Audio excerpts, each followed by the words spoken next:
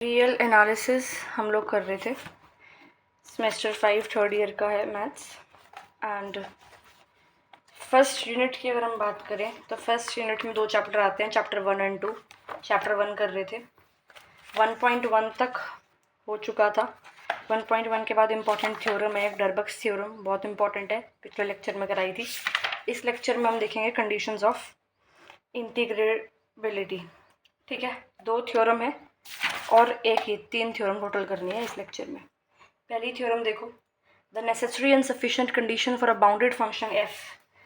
Necessary and sufficient condition यानी कि एक कंडीशन नेसेसरी होगी, दूसरी प्रूफ करनी होगी, और एक कंडीशन सफिशिएंट होगी, दूसरी प्रूफ करनी होगी।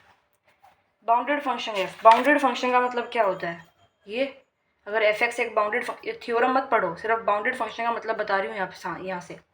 बाउंडेड फंक्शन का मतलब होता है कि अगर एफ एक्स एक बाउंडेड फंक्शन है तो उसका mod less than equal to K होगा, और जहाँ पे एक्स बिलोंग करता है ए बी के क्लोज इंटरवल में। और इसको कैसे खोलते हैं? ऐसे, मॉड को। ठीक है, तो एक बाउंडेड फंक्शन एफ है, यानी कि इस तरह का फंक्शन है वो, ए बी क्लोज इंटरवल पे बाउंडेड है और इंटीग्रेबल भी है। इंटीग्रेबल का मतलब क्या है? जब हमने रीमान इंटीग्रल पढ़ा था तो रीमान इंटीग्रेबल बोलते हैं उसको, या सिंपली इंटीग्रेबल बोलते हैं ए बी इंटरवल पे अगर ये कंडीशन फिट बैठती है तो। यानी कि जब अपर इंटीग्रल जो है वो बराबर होता है किसके? लोअर इंटीग्रल के। ठीक है, तो ये रीमान इंटीग्रल है, फिर तीनों बराबर होते हैं, ये होता है आपका इंटीग्रेबल। तो यानी कि बाउंडेड है और इंटीग्रेबल है फंक्शन एफ ए बी के क्लोज इंटरवल पे। ठीक है, necessary and sufficient condition for a bounded function f to be integrable on a b closed interval is that 2, condition ये दे रखी है, is that 2 each epsilon greater than 0 there exists a partition p of interval this such that upper sum minus lower sum is less than epsilon।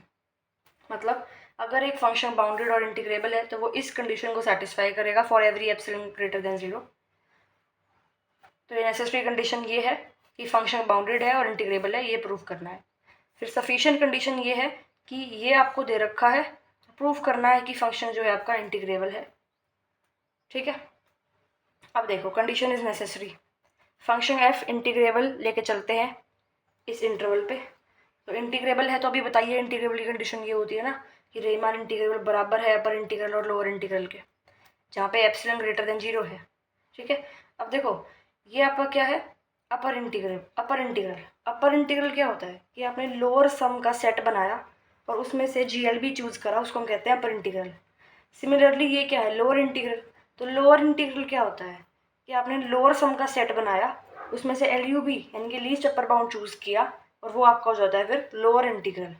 ठीक है, तो हम मानते हैं कि पार्टीशन P1 और P2 एग्जिस्ट करते हैं इस इंटरवल के, सच दैट जो कि ये कंडीशन को सेटिस्फाई करे। एंड ये बहुत सिंपल सी कंडीशन है, किस तरह से इसको हम समझेंगे जरा देखो, अगर मैं बात करती हूँ लोअर इंटीग्रल की, तो लोअर इंटीग्रल क्या है कि आपने सारे के सारे लोअर सम का क्या बनाया? एक सेट बनाया। मान लो ये वो सेट है इसका लोअर सम का, इसके अंदर ये एलिमेंट्स है।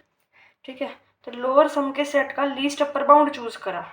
मान लो वो यहाँ पे एग्जिस्ट करता है क्या? Least upper bound. ये अपर बाउंड और भी है, लेकिन अपर बाउंड में से छोटा लीस्ट अपर बाउंड ये क्या है? लोअर इंटीग्रल है। ठीक है, अगर आप क्या करते हो, लोअर इंटीग्रल में से एप्सिलॉन बाय 2 माइनस करते हो, तो ये यहाँ आ जाएगा, है ना? ये था आपका लीस्ट अपर बाउंड, उसमें से आपने माइनस कर दिया, तो लीस्ट अपर बाउंड क्या है? ये लोअर इंटीग्रल तो है। तो लोअर इंटीग्रल में से जब एप्सिलॉन माइनस 2 सब्ट्रैक्ट करो तो थोड़ी छोटी सी वैल्यू आएगी। ठीक है, और जो ये वैल्यू आएगी इससे बड़ा कोई ना कोई यहाँ अपर सम होगा ना, सॉरी लोअर सम होगा ना, ये लोअर सम ही तो है, राइट? समझ में आया? तो ये जो सर्कल है, सर्कल क्या है आपका? Lower integral. लोअर इंटीग्रल से आपने एप्सिलॉन बाय 2 माइनस करा तो अब यहाँ पहुँच गए इस एरो पे, इस पे। तो इस एरो वाली वैल्यू से कोई ना कोई बड़ा लोअर सम एग्जिस्ट करेगा ना, तो वही चीज़ यहाँ पे इसने लिखी है ये। ठीक है, सिमिलरली अपर सम के कॉन्सेप्ट में है कि आपने सारे अपर सम का क्या लिया? एक सेट लिया, सबके सब अपर सम का एक सेट लिया। अब अपर सम का सेट लेने के बाद हमने क्या करा? लोअर बाउंड देखे, तो ये सारे लोअर बाउंड है। जो ग्रेटेस्ट लोअर बाउंड है वो क्या हुआ आपका? Upper integral.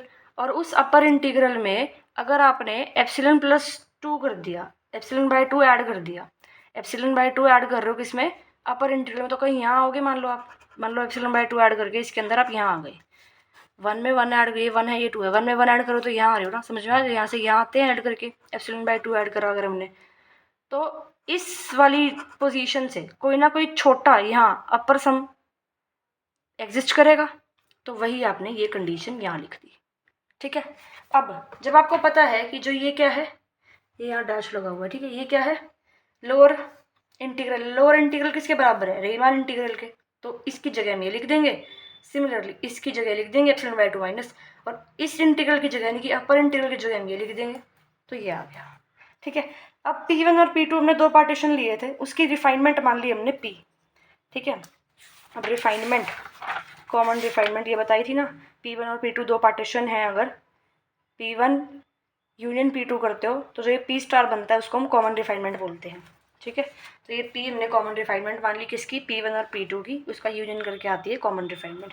अब आपको ये चीज़ तो पता ही है कि आपका क्या होता है, इस थ्योरम में हमने पढ़ा था कि जो अपर सम है रिफाइनमेंट का वो लेस देन इक्वल टू होता है पार्टीशन के अपर सम के, तो पार्टीशन P2 का अपर sum less than equal to हुआ किसके, रिफाइनमेंट के अपर सम के, ठीक है।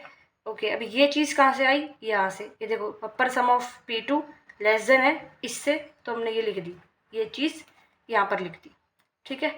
आगे देखो, अब lower sum of P1 greater than है इससे, ठीक है, तो सिर्फ इसकी वैल्यू अगर हम निकालें, इससे ग्रेटर देन है, ये देखो ये इससे ग्रेटर है, तो सिर्फ इसकी वैल्यू अगर निकालें, इस रीमान इंटीग्रल की वैल्यू निकालें, तो हम क्या करेंगे, जो ये एप्सिलॉन बाय 2 है ये ऐड कर देंगे दोनों साइड, राइट। तो यहाँ पर जब एप्सिलॉन बाय 2 ऐड करा तो ये कैंसिल हो जाएगा और यहाँ पे ऐड हो जाएगा, तो इस तरह से बन जाएगा, उसको हमने यहाँ पे यूज़ कर लिया कि इस टर्म की जगह हमने ये टर्म यूज़ कर ली, ठीक है।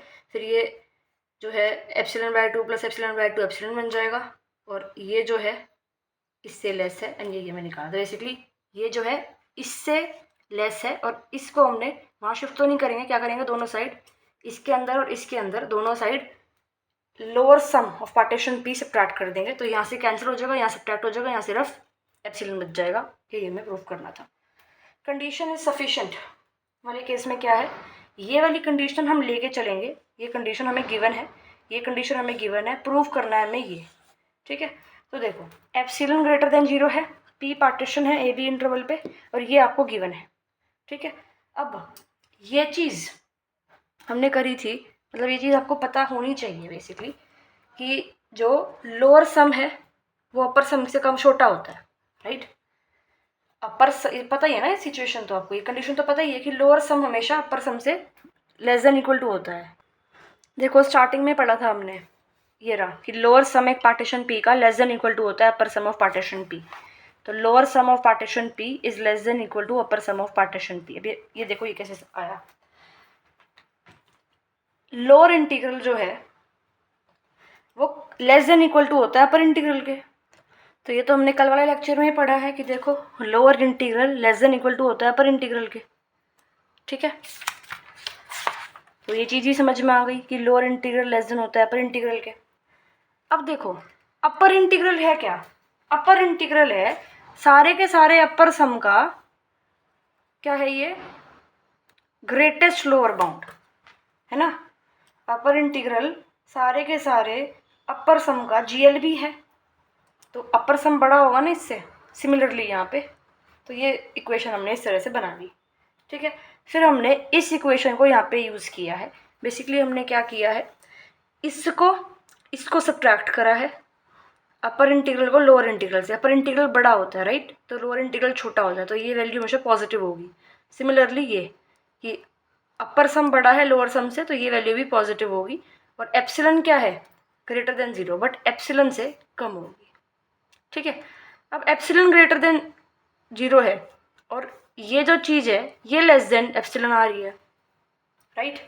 अब ये पॉजिटिव वैल्यू होगी, एप्सिलॉन ग्रेटर देन 0 है, और ये वैल्यू 0 से कम है, मतलब ग्रेटर देन 0 से कम है, तो 0 होगी या नेगेटिव होगी, बट नेगेटिव ये वैल्यू नहीं हो सकती। देखो ये जो कंडीशन है ये लेस देन एप्सिलॉन है, और एप्सिलॉन क्या है, ग्रेटर देन 0, तो ये वैल्यू ग्रेटर देन 0 नहीं हो सकती क्योंकि एप्सिलन से छोटी है, तो यानी कि ग्रेटर देन 0 से छोटी वैल्यू है, तो या तो ये वैल्यू 0 होगी या ये वैल्यू नेगेटिव में होगी, लेकिन ये वैल्यू नेगेटिव तो नहीं हो सकती क्योंकि ये बड़ा है, बड़े नंबर से छोटा नंबर माइनस करते हो तो पॉजिटिव वैल्यू आती है, तो इसका मतलब ये 0 के बराबर है। और जब इसको 0 के बराबर लिखोगे, इसको वहाँ ले जाओ, ये बराबर आ गए, तो एफ इंटीग्रेबल आ गया। ये तो दिखाना होता है कि लोअर इंटीग्रल और आपका जो अपर इंटीग्रल है वो बराबर आ गया।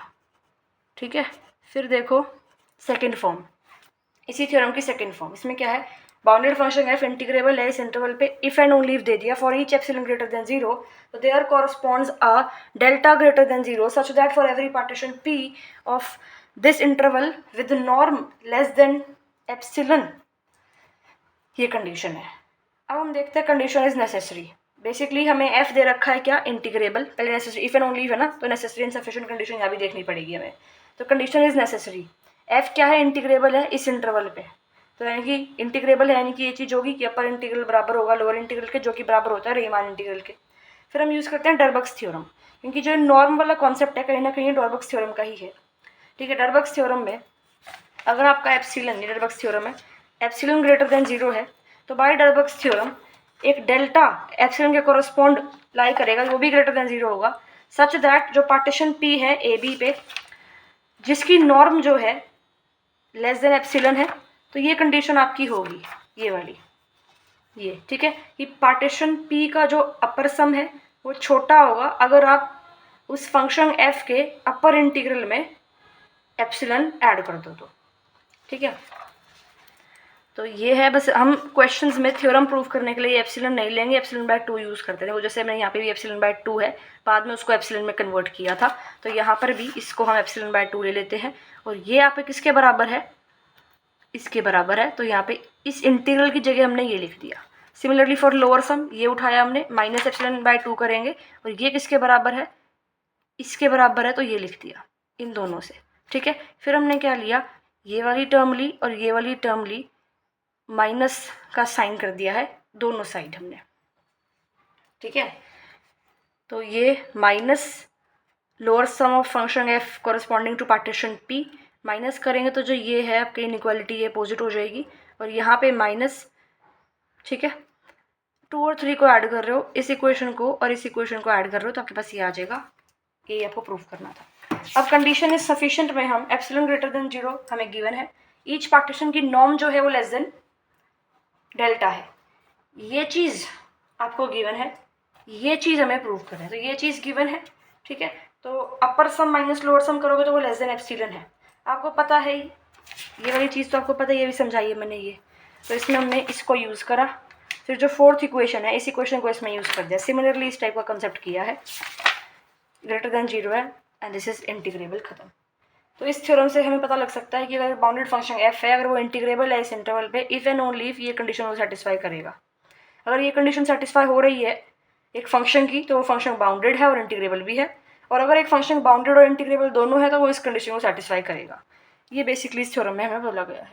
एक थ्योरम और देख लो, एक बाउंडेड फंक्शन एफ है, इंटीग्रेबल है ए बी इंटरवल पे, इफ एंड ओनली इफ की कंडीशन है, यानी कि नेसेसरी सफिशिएंट कंडीशन प्रूव करनी पड़ेगी।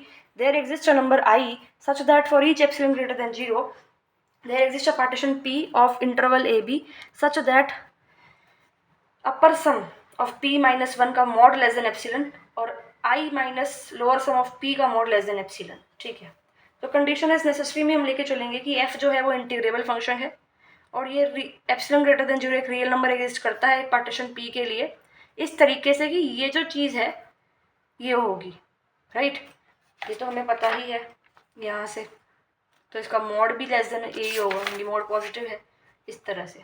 ठीक है, अब हम मान लेते हैं आई एक नंबर एग्जिस्ट कर रहा है, बेसिकली ये हमें प्रूफ करना है नेसेसरी में। हम मान लेते हैं आई नंबर है इन दोनों के बीच में, लोअर सम के और अपर सम के बीच में, तो लोअर सम अपर सम के बीच में आई है, इस तरह से। ठीक है, नंबर लाइन पे देखो, अगर आप अपर सम में से आई माइनस कर रहे हो, मान लो यहाँ आपका इस तरह से देखो, मान लो यहाँ आपका है 2 3 4, मान लो आप क्या कर रहे हो, अपर सम में से आई माइनस, तो 4 माइनस 3 कर रहे हो क्या आ रहा है 1 आ रहा है। फिर आप कर रहे हो अपर सम में से लोअर सम माइनस, 4 माइनस 2 कर रहे हो क्या आ रहा है 2 आ रहा है। तो ये करा, यानी कि अपर सम में से जब लोअर सम माइनस करोगे तो उसकी वैल्यू बड़ी आएगी इन कंपैरिजन टू जो अपर सम से आई को माइनस करा है। ठीक है, तो यह है, सिमिलरली ये चीज़ आ जाएगी कि जब आई में से आप लोअर सम माइनस करोगे वो छोटी वैल्यू आएगी इन कंपैरिजन टू जब अपर सम से हम लोअर सम माइनस करते हैं उसके। ठीक है, अब ये फर्स्ट सेकंड थर्ड को यूज़ करके हमारे पास जो हमें प्रूफ करना था वो आ गया। फर्स्ट सेकंड थर्ड इक्वेशन को यूज़ करके हमारे पास जो हमें प्रूफ करना था वो आ गया।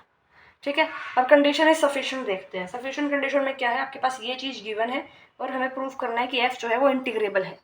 तो एप्सिलॉन ग्रेटर देन 0 गिवन है, एक पार्टीशन पी एग्जिस्ट करता है ए बी इंटरवल पे सच दैट ये चीज़ आपको गिवन है। बताया था ना थ्योरम में हम एप्सिलॉन की जगह एप्सिलॉन बाय 2 यूज़ करते हैं, एप्सिलॉन की जगह हम एप्सिलॉन बाय 2 यूज़ करते हैं। तो एप्सिलॉन बाय 2 इस तरह से हम करेंगे, इसको और इसको हम कर देते हैं सब्ट्रैक्ट। ये देखो कर दिया, ये आई से आई कट गया तो ये आ गया, इसका आंसर क्या आ गया, यही हमें प्रूफ करना था।